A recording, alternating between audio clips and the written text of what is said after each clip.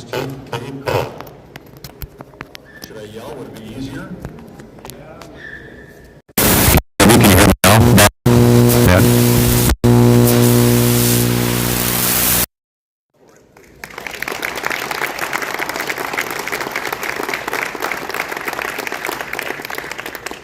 Hard to believe it was like 1988 when Dolly Craig started Blue Light Project. Dolly had a son that was killed in the line of duty, and if you remember, about a year later, his wife was also killed in a car accident. Dolly Craig had called up the cops organization and said, you know what, for the holidays, this is what I'm going to do. I'm going to put a couple of blue lights in my house windows over the holidays just to remember my son and my daughter-in-law. And that's kind of how Blue Light started. Some 15 years ago, Harrisburg Mayor Julie started the celebration that we are now taking part in. About 15 years ago, she invited the Sioux Falls Police Department to get involved, and it's really grown from there. As you can see, the other agencies who are all here tonight. And 13 years ago, the Empire Mall opened up their doors to welcome us in. So please, a round of applause for the Empire Mall and staff for providing the facility.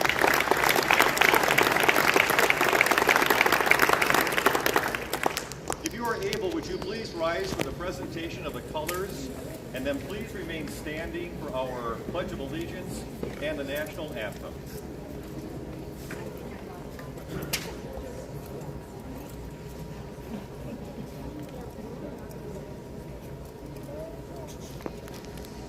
Officers, attention!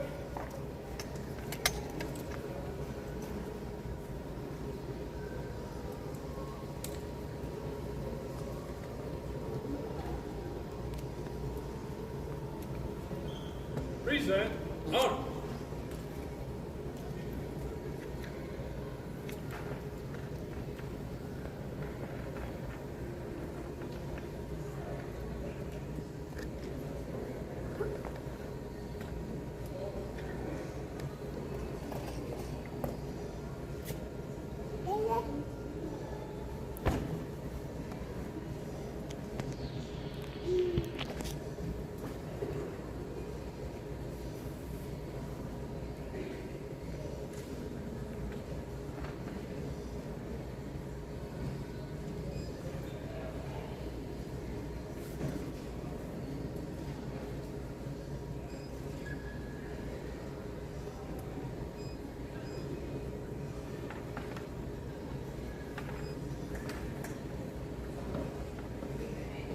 Order, on.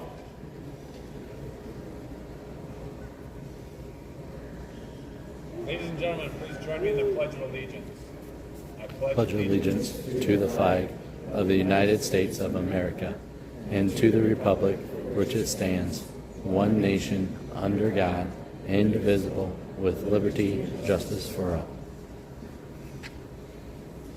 Now we're going to have the national anthem. Officers, attention! Present, arms.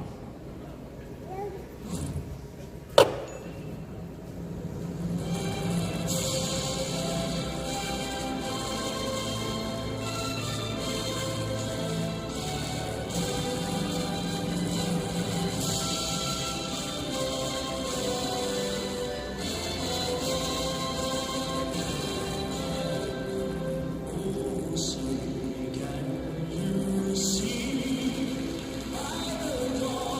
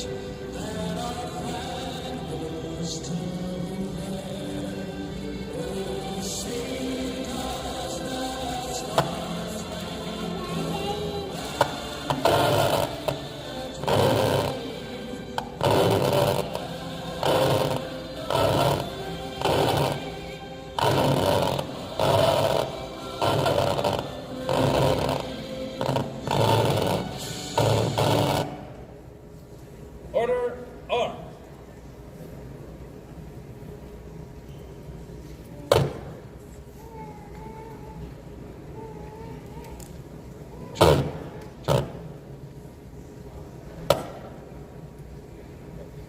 and gentlemen, please be seated.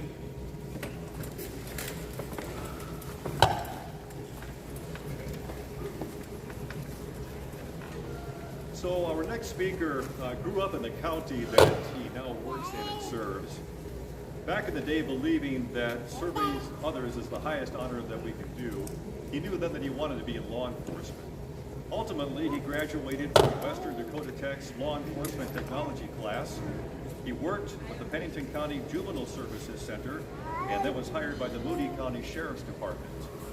Since January of 2007, he has held the position of the county's top law enforcement officer. Fun fact about our speaker tonight, every year about this time he lets his beard grow so he can fill in when the real Santa is not available. Does a great job of it too. Respected all across the state of South Dakota and the Midwest, and especially by those that he serves and those that he works with. Please welcome Moody County Sheriff Troy Wellman.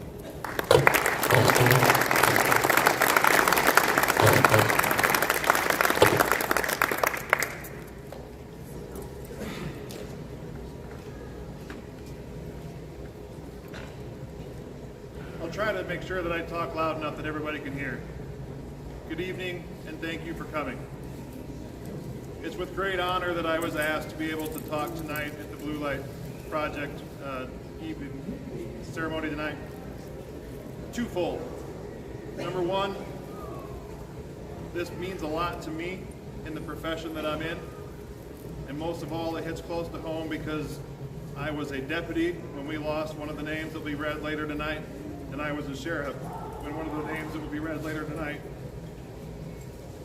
This hits extremely home for absolutely every single one of us that are sitting here in the chairs or standing around and listening.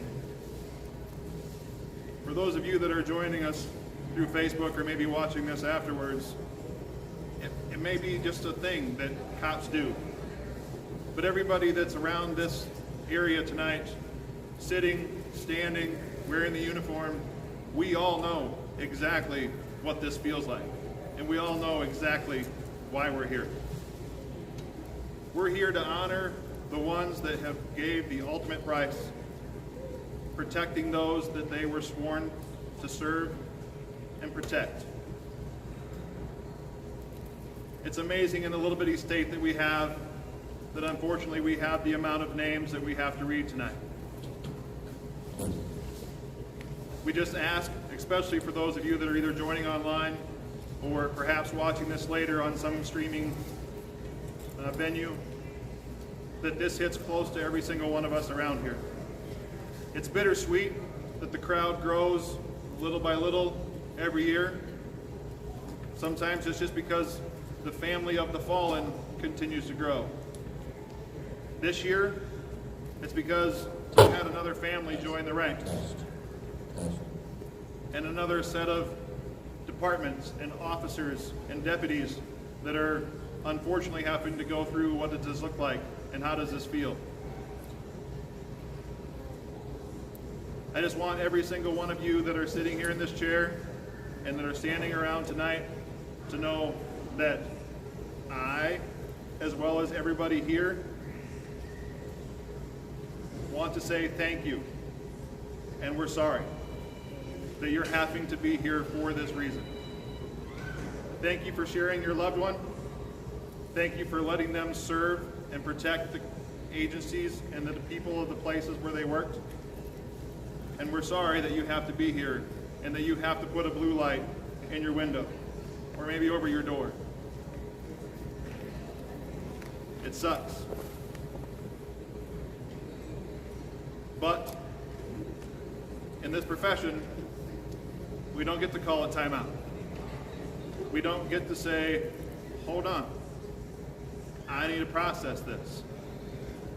The things that we are sworn to do, the people that we are sworn to protect, the laws that we are sworn to enforce, they don't get holidays. So not only are we trying to process all of that, but we're still trying to do the jobs that we swore that we were going to protect and the laws that we were going to uphold.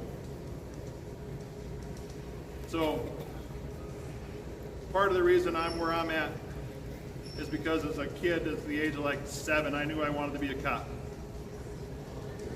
It's what I always wanted to do. Never knew anything different. I'm 48 years old. That's the only thing I've ever done my whole entire law enforcement, my adult career. That's all I've ever done. Some people come into it later in life as perhaps a second career. Some people get into it young and leave. And we all know that across the country, being a law enforcement officer isn't something that everybody is jumping up and down to do. It's a hard job to do. It takes a toll on our families. It takes a toll on our health. It takes a toll on our sleeping patterns, our body.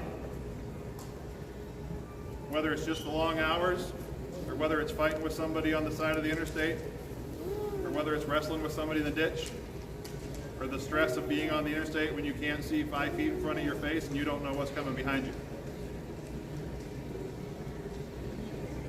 Those things are what make this a bittersweet place to be.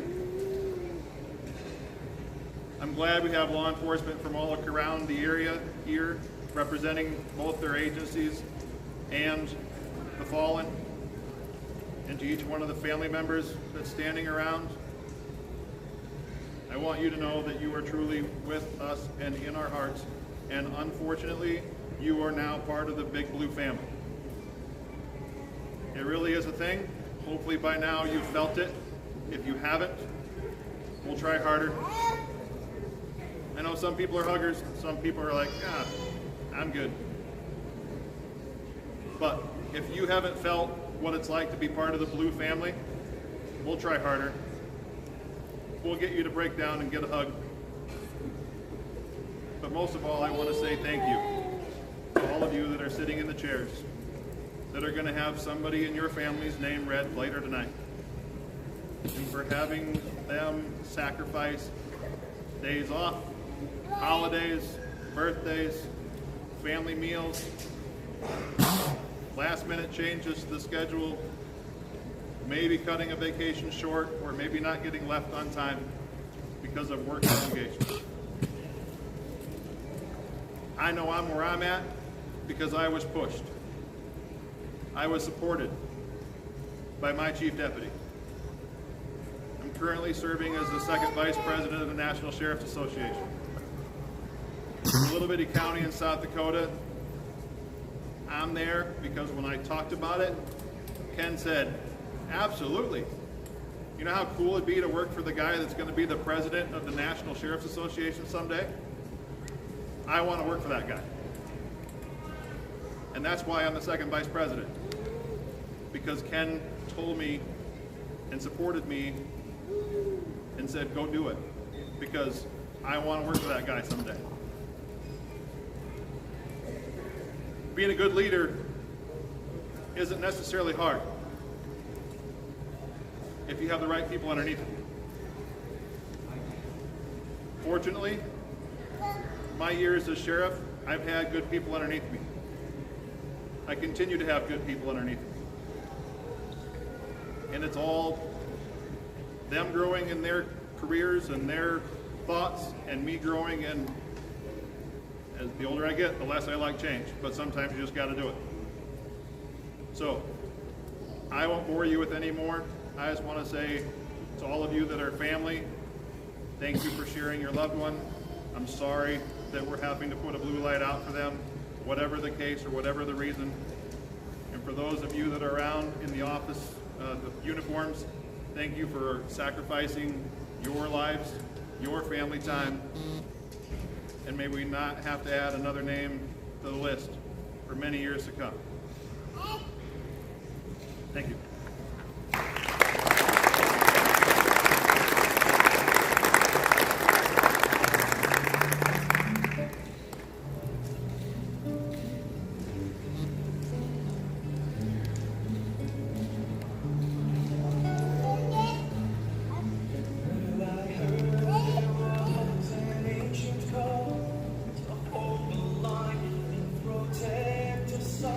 But you don't know.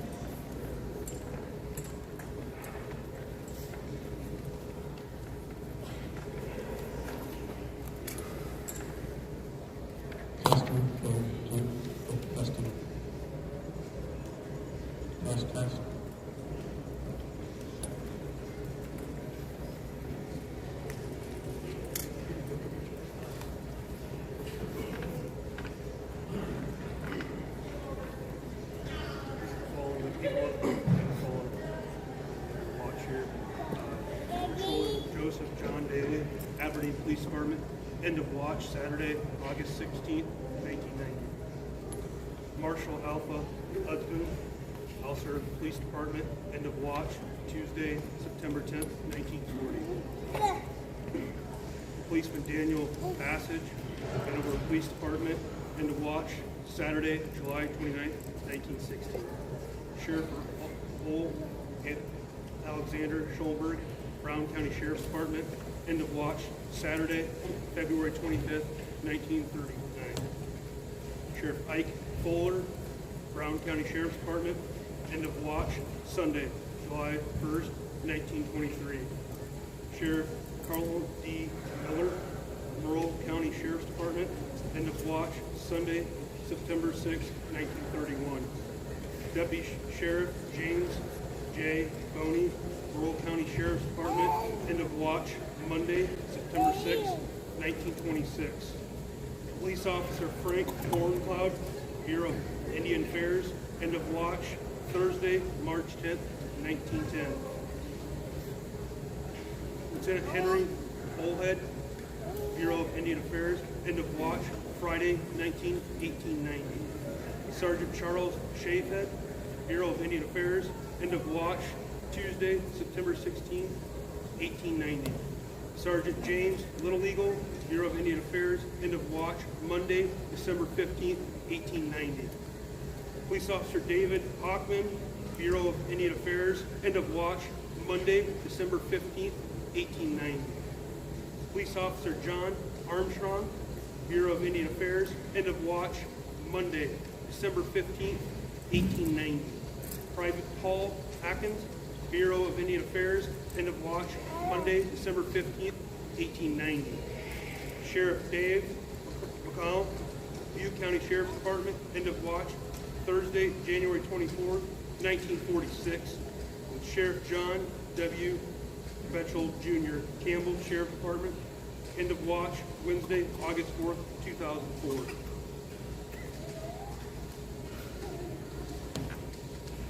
Test.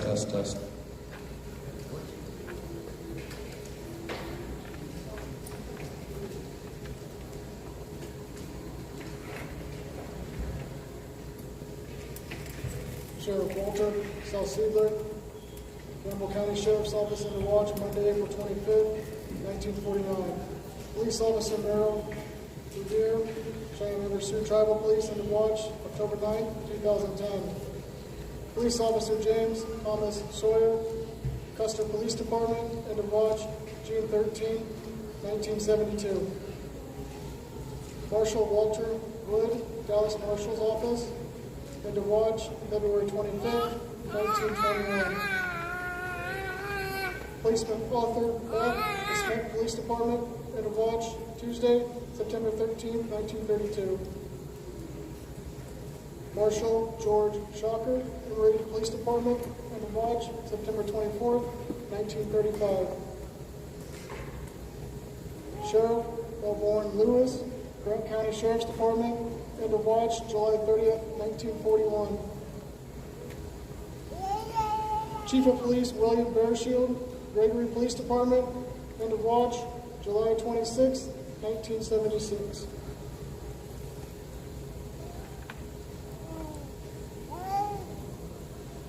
Sheriff Matthew Victor Schofield, Macon County Sheriff's Department, end of watch March 21st, 1985.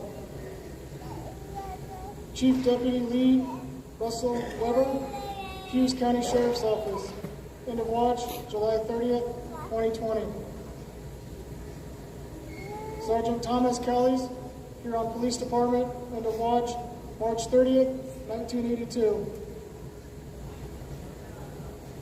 Deputy Police Chief of Police Virgil Lawrence Theo, Huron Police Department, end of watch November 29, 1966. Policeman Clifford Hawley, Huron Police Department, end of watch, September 7th, 1909. Sheriff Hugh Lee McNamara, Hyde County Sheriff's Office, end of watch, April 30th, 1926. Good evening. I'm Deputy Sheriff Steve Rowe, Lake County Sheriff's Office out of Madison. I have the unique privilege to introduce family members tonight who will be the fallen of their loved ones. To start off with, the next name is going to be my honor to introduce a family member of the fallen who will read their loved one's name and end of watch date. Micah, the Sergeant, Lake County Sheriff's Office, uncle to the fallen. Correctional Officer Braxton Hoffman, Lake County Sheriff's Office. End of watch, Monday, February 7th, 2022.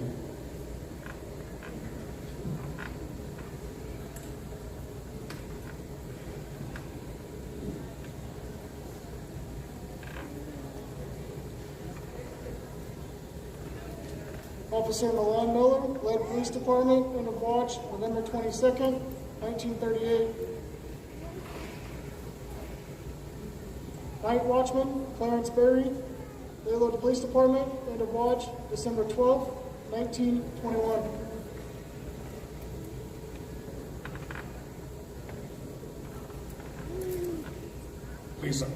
Police Officer William J. Stender, Miller Police Department. End of watch, Wednesday, May 15, 1963.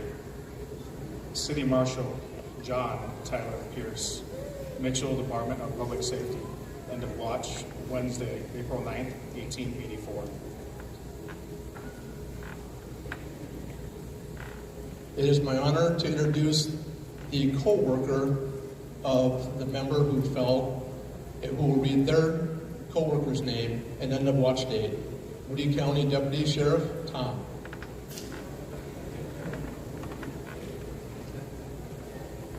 Deputy Sheriff William Paul Davis, Moody County Sheriff's Department.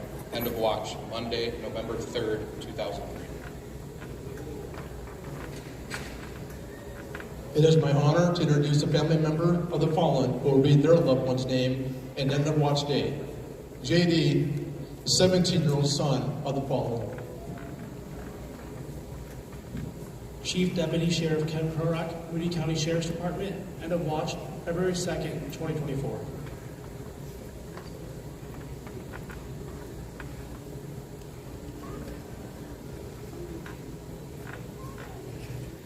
Police Officer Kelman Harlan One Feather, Ogallala Sioux Tribal Police. End of watch, Saturday, July 1st, 2000.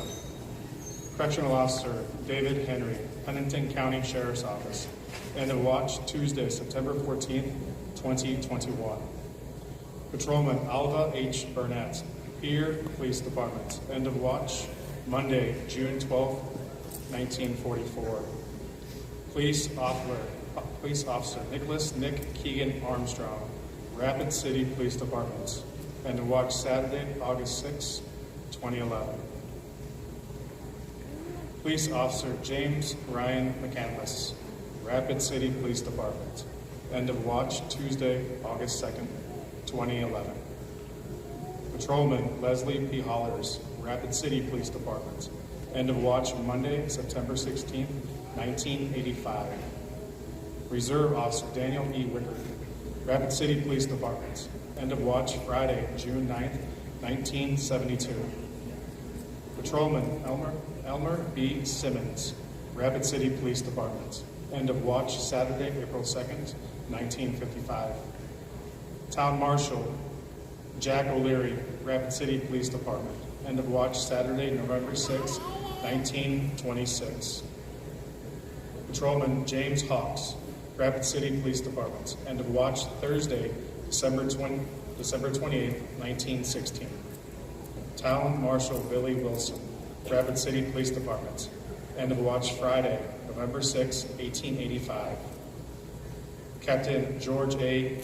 Dick Seville, Sioux Falls Police Department. End of watch, Sunday, October 6, 1935. Night Captain Edward Pike, Sioux Falls Police Department. End of watch Saturday, September 23rd, 1922.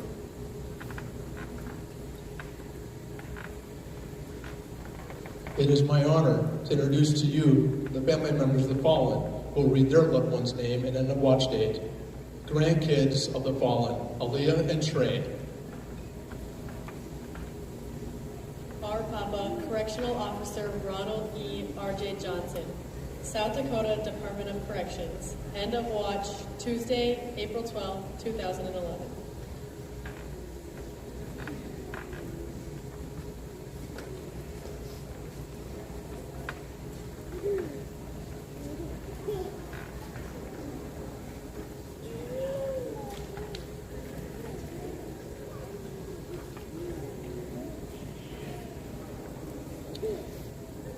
Parole Agent Russell Clarence Anderson, South Dakota Department of Corrections, end of watch Tuesday, March 3rd, 1998.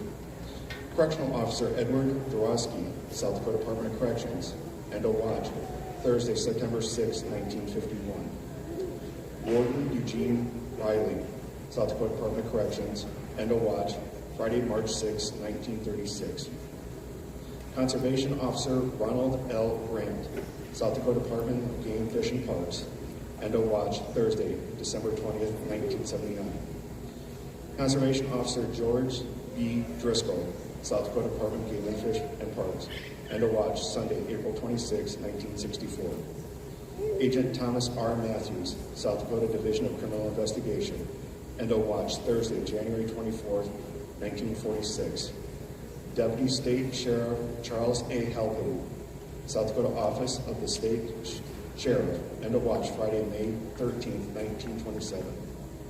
Trooper Orrin Stewart Hinman, South Dakota Highway Patrol, end of watch Thursday, May 2nd, 1985.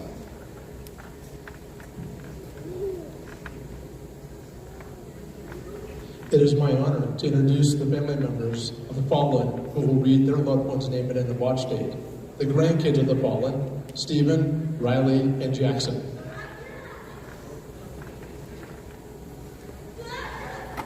Our grandpa, Stephen Eric Hoffman, South Dakota Highway Patrol, end of watch Wednesday, March 12, 1980.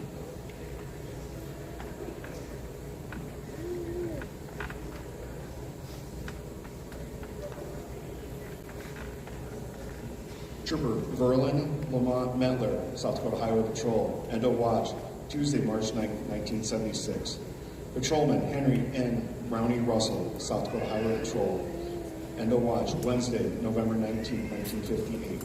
Patrolman Bernard Benson, South Dakota Highway Patrol, end of watch Wednesday, September 17, 1941. It is my honor to introduce the family member of the fallen who will read their loved one's name and then watch date. Thomas, 19-year-old son of the fallen. Deputy Sheriff Chad Lee Meckles, Turner County Sheriff's Department, Sunday, March 15, 2009.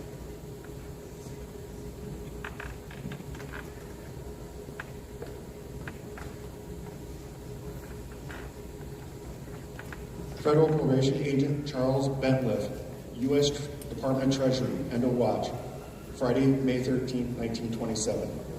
Federal Probation Agent Oscar Hansen, U.S. Department of Treasury, end of watch May 28, 1928. Special Agent Jack Kohler, Federal Bureau of Investigation, Thursday, June 26, 1975. Special Agent Ronald Williams, Federal Bureau of Investigations, Thursday, June 16, 1975. Deputy U.S. Marshal Edward Franklin Flannery, United States Marshal Service, end of watch, Wednesday, March 28, 1928. Police Officer Albert August Ubish, Webster Police Department, end of watch, Sunday, December 5, 1954. Policeman Clyde Rogers, White Lake Police Department, end of watch, Tuesday, February 3, 1948.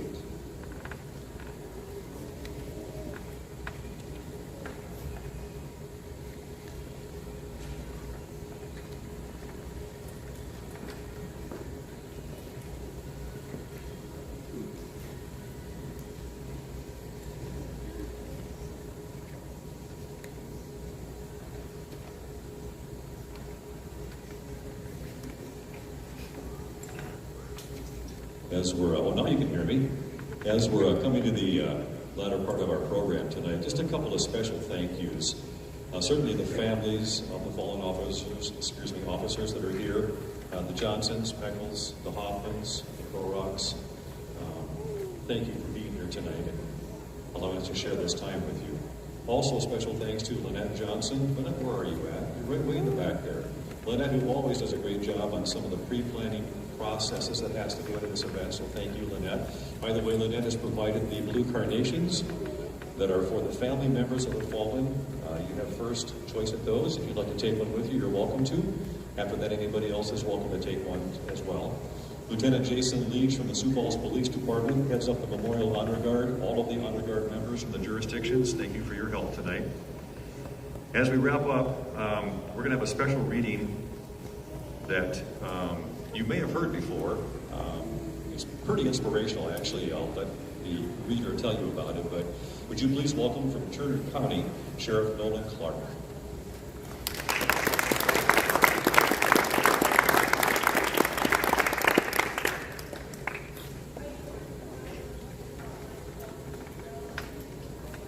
Thank you, Warren.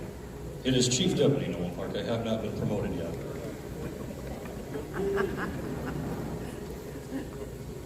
This speech was written and broadcasted about 40 years ago, and it's still very relevant as it was back then. This speech was written by the son of a fallen officer, and I want to share it with you tonight. A policeman is a composite of what all men are, the mingling of a saint and sinner, dust and deity. Galt statistics wave the fan over the stinkers, underscore instances of dishonesty and brutality because they are new. What they really mean is that they are exceptional and unusual and not commonplace. Buried under the frost is the fact that less than 0.5% of policemen misfit the uniform. That's a better average than you'd find among most clergymen. What is a policeman made of? He, of all men, is once the most needed and also the most unwanted. He is a strangely nameless creature who is sir to his face and pig behind his back. He must be such a diplomat that he can settle differences between individuals so that each will think that they won.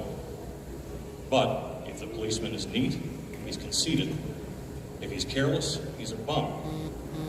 If he's pleasant, he's flirting. If he's not, he's a grouch. He must make an instant decision, which would require months for a lawyer to make. But if he hurries, he's careless. If he's deliberate, he's lazy. He must be first to an accident and infallible with his diagnosis. He must be able to start breathing, stop bleeding, tie splints, and above all, be sure the victim goes home without a limp or expect to be sued. That police officer must know every gun, draw on the run, and hit where it doesn't hurt. He must be able to whip two men twice his size and half his age without damaging his uniform and without being brutal. If you hit him, he's a coward. If he hits you, he's a bully. A policeman must know everything and not tell. He must know where all the sin is and not partake. A policeman must, from a single strand of hair, be able to describe the crime, the weapon, and the criminal and tell you where the criminal is hiding. But if he catches the criminal, he's lucky. If he doesn't, he's a dunce. If he gets promoted, he has political pull. If he doesn't, he's a dullard. The policeman must chase a bum lead to a dead end, stake out 10 nights to tag one witness who saw it happen, but refused to remember. The policeman must be a minister, a social worker, a diplomat, a tough guy, and a gentleman. And of course, you have to be a genius, for he has to feed his family on a policeman's salary. That speech was written by Paul Harvey. He was a radio broadcaster for the ABC radio networks. He gave that policeman speech on talk radio nearly 40 years ago, and it's one of his best speeches. His father inspired his speech. He was a police officer who was shot and killed while doing what police officers do every day. Thank you.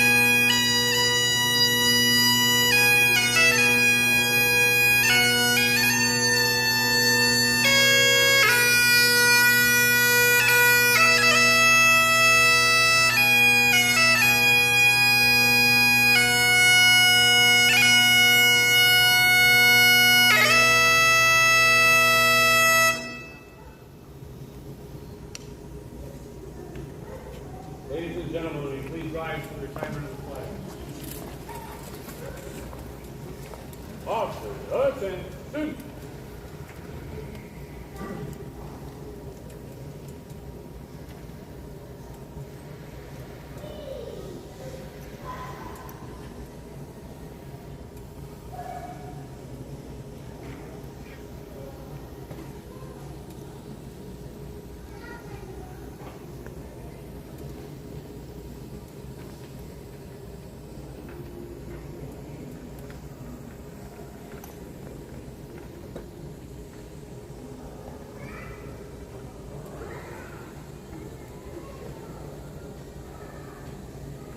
Be set. Oh.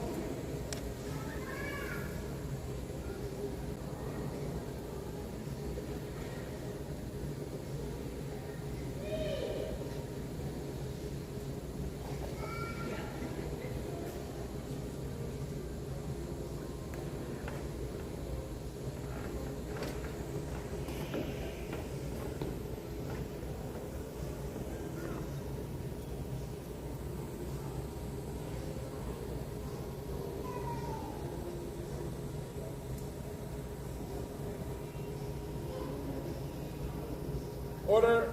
On.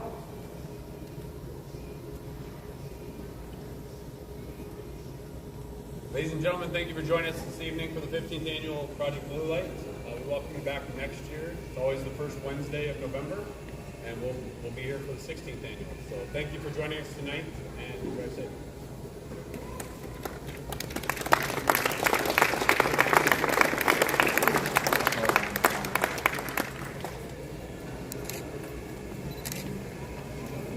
I'll go get it.